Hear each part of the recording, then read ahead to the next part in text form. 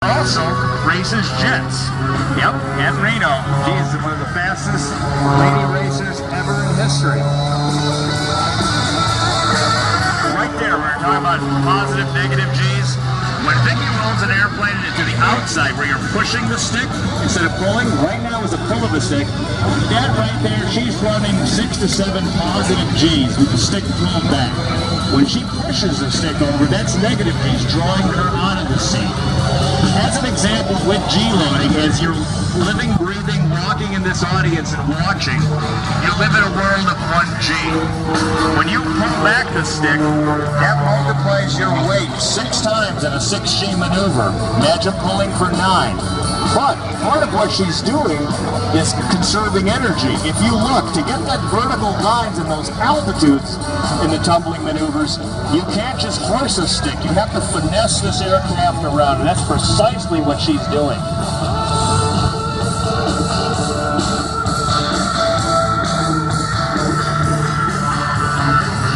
Now, competition aerobatic pilots, performance pilots, things like this, what she's working on right there is she's looking down not only at the ground, but as she's pulling up, pushing, and working her maneuvers around, Vicki is looking at the horizon on both sides, referencing it for vertical.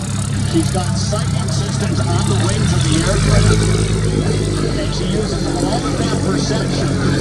The other thing that's unique about aviation versus other things, when we operate, let's say we're driving a car, and you work, you're operating in one dimension. You're on the ground, you turn the wheel, and that's yaw. That's where you go back and forth, right or left. That's accomplished on one portion of the controls of an aircraft. When she pushes her rudder pedals, she's yawing. Now, when you see those maneuvers there, that's pitch, pull up the stick or pulling the stick, and you have roll, where you move the stick to the side and the aircraft rolls around. She's combining all of those maneuvers into one to make the maneuvers that you're seeing here today. It's almost like figure skating when you see these people do these doubles, triples, and quadruples as they were in the last Olympics. And by the way, what she's doing here, the art of what she's doing, is akin to an Olympic sport. There's as few of these people like Sammy, Vicki, people, as there are people practicing to be Olympians. So just to give you a perspective of what this is.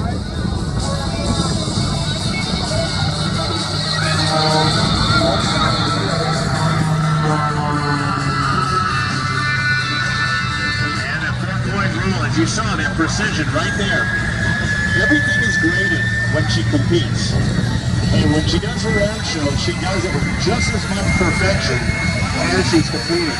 Not only is she working her altitudes, working her ground, her verticals, horizontals, her rolls, everything there in her symmetry, she's also keeping it within the aerobatic box. Because part of the competition of this is you don't have all day just to pull a maneuver.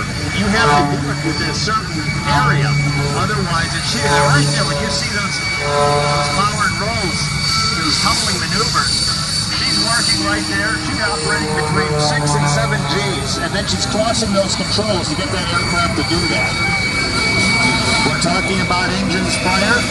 Right there is a souped-up 540 cubic inch flat 6 engine, non-turbulent type engine, normally aspirated. How does it fly upside down? How does it do what it does?